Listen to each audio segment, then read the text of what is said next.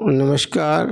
आप सुन रहे हैं यूट्यूब चैनल नंदलाल भारती 5454 पर चांदी की हंसली की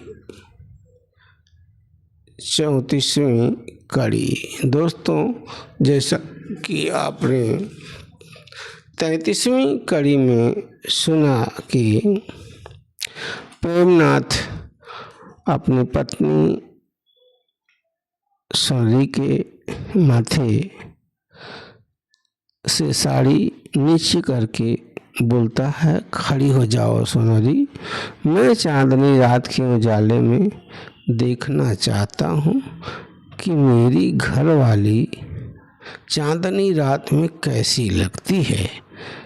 हमारी घरवाली के गले में बचपन के ब्याह की निशानी, आस्था, परंपरा की प्रतीक चांदी की हंसली कैसी लगती है। प्रेमनाथ की हद सी बातें सुनकर सोनरी खिलखिला पड़ी थी। दोस्तों, अब आगे 34वीं कड़ी। सोनरी बोली, राजू के बापू, कल से नकटनी मेरी हंसली देखकर न जाने गाली क्यों दे रही है। चोरनी चोरनी कह रही है। बात मेरी समझ में नहीं आ रही है कि वह मुझे गाली दे रही है या किसी और को, लेकिन वह जब भी मुझे देखती है गाली देने लगती है। प्रेमनाथ बोला, राजू की माँ, उससे बात करना बर्रों के खोतने में हाथ डालना है। गाली देती है तो देने दो, अपना काम करो। उसके मुंह लगना अपनी इज्जत खराब करना है। छोड़ो, उसकी बातें ही मत करो।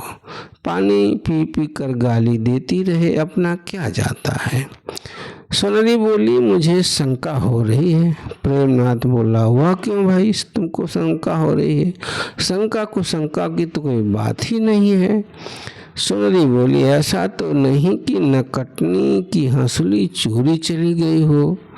प्रेमनाथ बोला, चोरी होती तो पूरा गांव अब तक जान गया होता। सोनरी बोली, कोई न कोई बात तो जरूर है।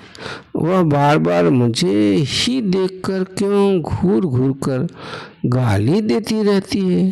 प्रेमनाथ बोला, छोड़ो उसकी बातें, बिना किसी कारण के झगड़ा कर बैठेगी। सोनरी बोली, कैसी बात कर रहे हो? पूछने में क्या जाता है, किसी तकलीफ में तो नहीं है, पता तो लगाना चाहिए। जानती हूँ झगड़ालू औरत है, लेकिन यह तो पता लगाना, पूछना फर्ज बनता है कि किसी तकलीफ में तो नहीं है। प्रेमनाथ बोला, सोच तो रही हो अच्छा, पर बुराई हाथ लगेगी, देख लेना। सोनरी नकटनी की रोज रोज की गाली सुनकर एक दिन हिम्मत करके नकटनी के घर गई। नकटनी सोनरी को देखकर मुंह फेर ली, पर उसकी गाली बंद नहीं हुई। सोनरी बोली, क्यों, क्या हो गया है आजकल तुमको नकटनी? जब देखो तब गाली देती रहती हो। किसी से झगड़ा तो नहीं हो गया? क्यों इतनी हैरान परेशान हो? कौन सी बात हो गई है? नकटनी बोली, अच्छा, चोरनी को गाली कलेजे में छेद कर रही है, अब तभी दौड़कर आई है हाल पूछने, और कभी तो आई नहीं। सोनरी बोली, क्या कह रही हो नकटनी, मैं और चोरनी? नकटनी बोली, हाँ, तुम चोरनी नहीं तो और क्या हो। सोनरी को काटो तो खून नहीं। वह जहर का घूंट पीकर बोली, तू अच्छा नहीं कर रही है नकटनी। नकटनी बोली, अब क्या कर लोगी, हंसली तो चुरा ही ले गई। सोनरी बोली, तुम्हारी हंसली मैंने चुरा ली, भगवान को डरा कर। नकटनी बोली, मेरी हंसली चुरा कर हंसली वाली बनी है। सोनरी बोली, मेरे गले में मेरे बचपन के ब्याह की आस्था है, तेरी हंसली मेरे गले में कैसे आ गई? नक्कटनी बोली, पहले कहाँ गई थी तेरी ये आस्था? सोनरी बोली, गिरवी रखी थी बेटवा सामू की बीमारी के वक्त। नक्कटनी बोली, अच्छा, बड़ी चालाक हो गई है, मेरी हंसली बेचकर अपनी गिरवी वाली हंसली छुड़वाई है, मुझे ही समझा रही है, उल्टा चोर कोतवाल को डांटे। सोनरी बोली, तेरी हंसली चोरी हो गई? नक्कटनी बोली, मेरी हंसली चोरी हो गई है तब न तेरी आई है। सोनरी बोली, कुछ तो लोक लाज किया कर नक्कटनी, भगवान से डरा कर, मुझे चोरनी कह रही है। नक्कटनी बोली, चोरनी को और क्या कहूँ, सबूत तुम खुद ही लेकर आई हो। सोनरी बोली, देखो नक्कटनी, तुम मेरी छोटी बहन के समान हो, क्यों मेरी इज्जत लेने पर तुली हो, क्यों मेरे ऊपर इल्ज़ाम मढ़ रही हो? कब तुम्हारे घर डकैती पड़ी थी हमें तो मालूम ही नहीं, तुम मुझे इतने दिन से गाली देती रही, अरे भगवान से तो डर, क्यों बेकसूर के माथे कलंक थोप रही हो? नक्कटनी बोली, तुमको दलीलें भी खूब देने आती है रे चोरनी। सोनरी बोले, देख नक्कटनी, बहुत हो गया, अब अपनी जबान पर लगाम दे। नक्कटनी और सोनरी की बातें सुनकर नक्कटनी सोनरी की बातें सुनकर आग बबूला हो गई और घस पिटना लेकर सोनरी को मारने को दौड़ाई। बेचारी सोनरी जान बचाकर भागी। सोनरी सारी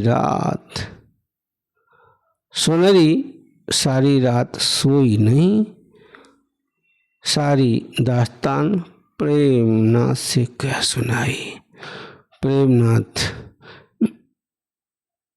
बोला, मेरी तू बात मानी नहीं, मैंने तो पहले ही मना किया था, चली थी बड़ी हमदर्दी दिखाने। नक्कटनी तुम्हारे सिर पर चोरी का इल्ज़ाम मढ़ दी, वह भी चांदी की हंसली का, लोग क्या कहेंगे? नक्कटनी तो हमारे बरसों की तपस्या को माटी में मिला दी। चोरी का इल्ज़ाम लगाकर यह इल्ज़ाम प्रेमनाथ को चैन नहीं लेने दे रहा था। नक्कटनी को प्रेमनाथ की कही गई बात सुनाई पड़ गई। वह उग्र रूप धारण कर गालियों की बौछार करते हुए प्रेमनाथ के दरवाजे तक चढ़ाई। प्रेमनाथ की तरफ इशारा करते हुए बोली, क्यों चोर की दाढ़ी में तिनका, मेरी गाली छेद कर रही है ना बदन में? मेरी हंसली बेचकर घर वाली की हंसली छुड़वाया है, बहुत ईमानदार बन रहा है, चोरने का भरतार चोर ही न होगा। प्रेमनाथ बोला, कटनी मेरी बात मान, राजू की माँ की हंसली गिरवी रखी थी, वह छुड़ा कर लाया हूँ। ये हंसली कैसे तुम्हारी हो गई? राजू की माँ की हंसली देखकर तुम इतने दिनों से गाली दे रही थी। राजू की माँ बेचारी तो तुम्हारी तकलीफ जानने गई थी, तुम उसे चोरनी बना रही हो। नक्कटनी, अच्छा नहीं कर रही हो, अरे सेठ की दुकान जाकर पता कर लो, मुझे कोई एतराज नहीं है, गाली गलौज बिल्कुल ना करना। अब नक्कटनी बोली, क्या कर लेगा, मुझे मारेगा? आ मार कर भी देख ले, इतना पैसा वाला हो गया है, पहले क्यों नहीं छुड़वा लाया हंसली? मेरी हंसली की चोरी के बाद ही क्यों छुड़वाया है? अरे पहले भी तो छुड़वा सकता था। इसका मतलब ये कि मेरी हंसली चुरा कर बेची गई है, इसके बाद हंसली छुड़वाई गई है। मामला बिल्कुल साफ है, चोर और चोरनी सामने है। प्रेमनाथ नक्कटनी का इल्जाम सुनकर मन ही मन रो पड़ा। उसकी आंखों के सामने अंधेरा छाने लगा। वह चक्कर खाकर गिर पड़ा। बड़ी मुश्किल से सुनरी प्रेमनाथ को घर लाई। प्रेमनाथ काफ़ी देर के बाद सामान्य स्थिति में आया। प्रेमनाथ सामान्य होते ही पुनः नक्कटनी के घर गया और बोला, तुम्हारी हंसली की चोरी का हल्ला, तुम्हारी चोरी की हंसली का हला भला कल पंचायत में होगा। नक्कटनी गाली देते हुए बोली, जा रे चोर कहीं का, मुझे धमकाने आया है? ठीक है, चल तेरी पंचायत और तुझे देख लूँगी कल। प्रेमनाथ बोला, राजू की माँ, यह बेइज्जती बर्दाश्त नहीं होगी। मैं पंचों को बुलाने जा रहा हूँ। इस गांव में चोर बनकर कैसे रह सकता हूँ? अरे चोरी करनी तो थी मालिक के घर में, पर कभी मालिक के घर में नहीं किया। चोरी करनी थी तो मालिक के घर में नहीं करता, जो मेरे मेहनत की कमाई में चोरी करते हैं। लाखों का सामान नकदी ऐसे ही पड़ा रहता है, कभी हाथ नहीं लगाया। नक्कटनी चोर बना रही है। अरे भले ही गरीब हूँ, पर गिरा हुआ आदमी नहीं हूँ कि अपना ईमान खराब कर लूँ। गिरा हुआ आदमी नहीं हूँ कि अपना ईमान खराब कर दूंगा। यह तो कभी नहीं होगा। भले ही सूरज पश्चिम से उगने लगे, पर मैं अडिग रहूँगा। सुनरी बोली, हाँ, इस बात का फैसला तो हो जाना चाहिए। इतनी गिरी हुई औरत है कि हमें चोर कह रही है। जब पंचों के सामने गंगा जल लेकर कसम खाएगी कि मैंने उसकी चोरी की है, तब नानी याद आ जाएगी। सुनरी बोली, हाँ, इस बात का फैसला हो जाने चाहिए। प्रेमनाथ बोला, पंचायत बुलाऊंगा। और प्रेमनाथ ने पंचायत बुला लिया। गांव से थोड़ी ही दूर परडी बाबा के देवस्थान के सामने पंचायत नियत समय पर बैठी। प्रेमनाथ ने हुक्का, पानी, सुरती सबकी व्यवस्था किया। पंचायत की कार्रवाई प्रारंभ होने से पहले गाय के गोबर से थोड़ी सी जगह लीपा गया। पंचों ने एक लोटा पानी मंगवाया। उस पानी में गंगा जल की 2-4 बूंदें डलवा दिया। इसके बाद पंचों ने नक्कटनी को बुलाया और पूछा, तुम्हारी हंसली चोरी हो गई है? नक्कटनी बोली, हाँ। पंच बोले, चोरी किसने की मालूम है? नक्कटनी बोली, हाँ, सुनरी। पंच बोले, सुनरी सामने आओ। सुनरी सामने खड़ी होकर बोली, झूठा इल्जाम है पंचों। कभी किसी के खेत में से घास की चोरी ही नहीं की तो हंसली की चोरी करूँगी, जबकि हंसली के महात्म्य के बारे में अच्छी तरह जानती हूँ। हंसली पवित्र रिश्ते का नाम है, एक सांस्कृतिक पहचान है, एक परंपरा का निर्वहन है, आस्था का मंदिर है हंसली। भला मैं ऐसा अपराध कैसे कर सकती हूँ? मेरी हंसली कितने महीनों तक गिरवी थी। इस हंसली के न होने का दुख मुझे था। मैं ही जानती हूँ पंचो चोरी हुई होगी। मैं यह नहीं कहती हूँ कि चोरी नहीं हुई होगी, पर असली चोर का पता न लगाकर मेरे ऊपर इल्जाम जो मढ़ा जा रहा है सरासर गलत है। पंच बोले, लोटे का पानी हाथ में लेकर कसम खाकर यही बात कह दो।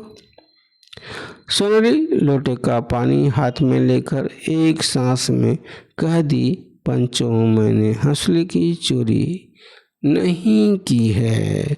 यह नकटनी की साजिश है मुझे बदनाम करने की। प्रेमनाथ बोला, पंचो सोनरी बिल्कुल सही कह रही है।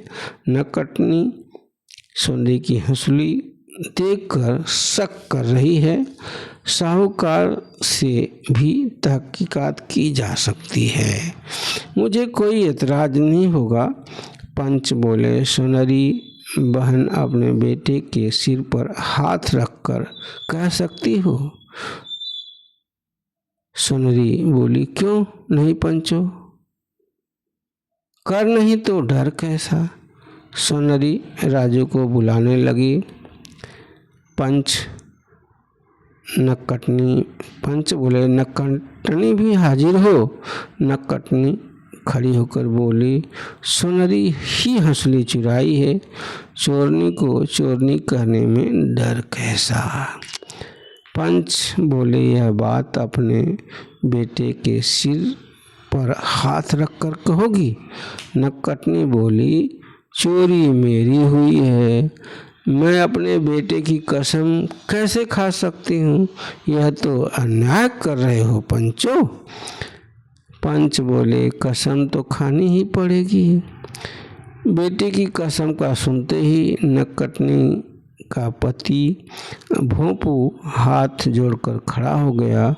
वह बोला, पंचो सोनरी भौजाई ने हंसली नहीं चुराई है, मैं ही चोर हूँ। बाप के इलाज के लिए गिरवी रखा था, कोई उपाय नहीं सोच रहा था।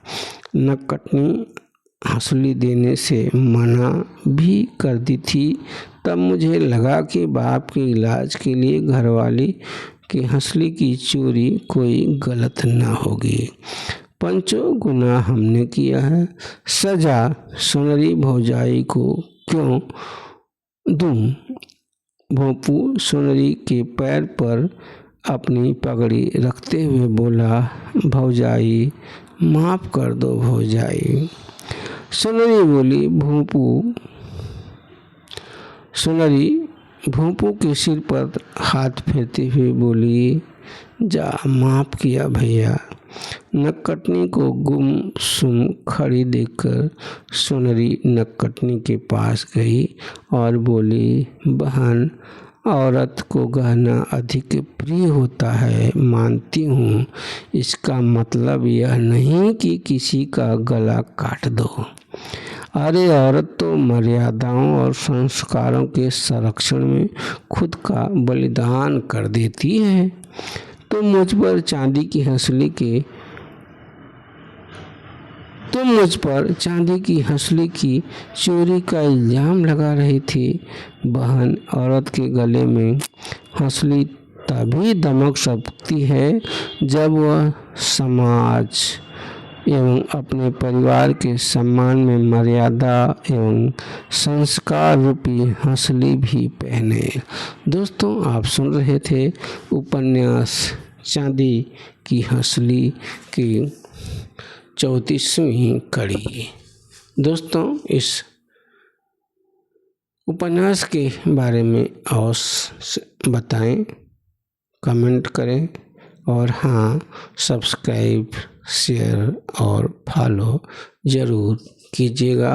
आपका बहुत बहुत धन्यवाद।